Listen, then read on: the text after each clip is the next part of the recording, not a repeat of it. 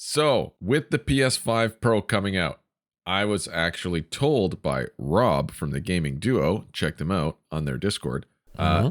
He said I should make a video about what TVs would be good if people are looking for an upgrade for the PS5 or the PS5 Pro, since the PS5 Pro is coming out next month. Which is a great idea, especially with Black Friday coming. I'm always preaching on this channel about playing on the right TV to maximize your experience. Why would you play a PS5 or PS5 Pro, which is, $800 console, $1,000 in Canada, on a TV that came with the barbecue you bought last year at the grocery store? You know what I mean? You're just like, why? You're not getting your money's worth on the console, and your experience is subpar, in my opinion, okay? And to me, that's what my big thing is. I want people to have that experience that maybe they are completely missing out on if, they have a cheap $300 TV and they're playing a PS5 on it. That experience can be so good. When I get that experience, I see like a really bright, a flash of fire or a really bright color highlight in games and movies while maintaining those dark areas of the screen. I just smile. It just brings a smile to your face and you think, that is what I'm getting with my money. That is why I bought this TV. It's a special feeling and it makes gaming and movie watching that much better. So before we get into my TV recommendations for console gaming, PS5, PS5 Pro, Xbox Series X, not Nintendo Switch. If you're a Nintendo Switch user and looking for TV recommendations, it's ancient technology. You can literally use anything. You can use the TV that came with your barbecue. Yeah, exactly. Switch. For your Switch. Again, I will also say right now that I will not recommend TVs under a certain model or a certain price point because it just doesn't matter. There's a threshold that below, it doesn't matter. It's just not going to be as good. So don't go asking for TV recommendations at like a $300 price point. You know what I mean? Because it doesn't fucking matter what you use. So these TVs are all or most going to have the features you want for modern console gaming, like local dimming, VRR, 4K HDR, obviously 120 hertz and HDMI 2.1. At least 120 hertz. Some of them have higher. So let's start with the lower end of the budget, but it's really kind of the mid-range of the lineup, I would say, because I don't recommend the lower budget. These are two really good value picks. First one, and the cheapest, absolute cheapest I would recommend, is the Hisense U6N or U68.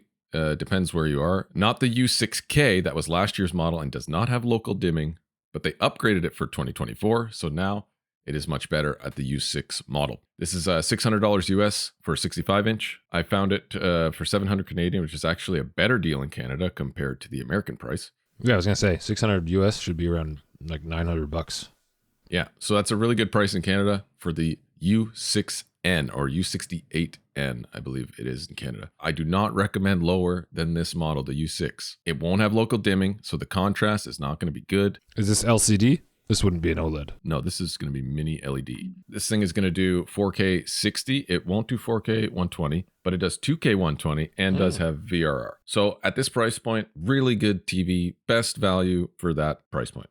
Slightly more expensive, but slightly better, the TCL Q7 or Q750, depending on your region. They like to rename them differently for different regions. This is about 700 US or 1,000 Canadian. In the TCL lineup, do not go lower than this. The Q6 from TCL doesn't have local dimming. The contrast is going to be shit. It's not going to be good.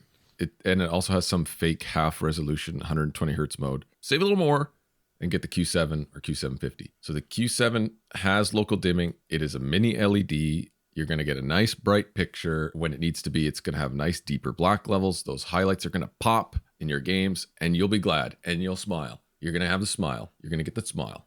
It has HDMI 2.1. You'll get VRR, which you're going to want for the PS5 and PS5 Pro if games have like uncapped frame mode. A couple of games like Hogwarts Legacy have that. It's really cool. It will do 4K 144 hertz. So if you're hooking it up to your PC, you will get 4K 144, which is really cool. It even apparently does 240 hertz at 1080 if you're using a PC. I mean, it won't look great because it'll be a huge huge How TV big is it? 1080p.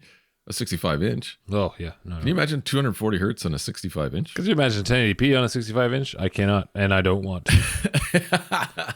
Yeah, so you might not want to use that. That's my picks for the lower end budget. Let's do mid-range. These are basically the models up from the previously mentioned models. In my opinion, for the mid-range, this is kind of a price range that's really only one option, and it's the Hisense U7N. Hisense's U7K from last year is also very good if you can find one.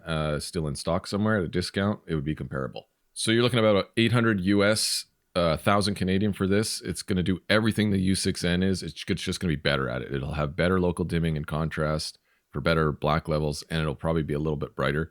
It does have 4K 144, unlike the U6N, and VRR. Also, I would say it's probably a little bit better than the TCL Q7 for around the same price. Now we're moving into the little bit higher end mini LED models. So this is going to be basically, I would say the best mini LEDs other than Sony.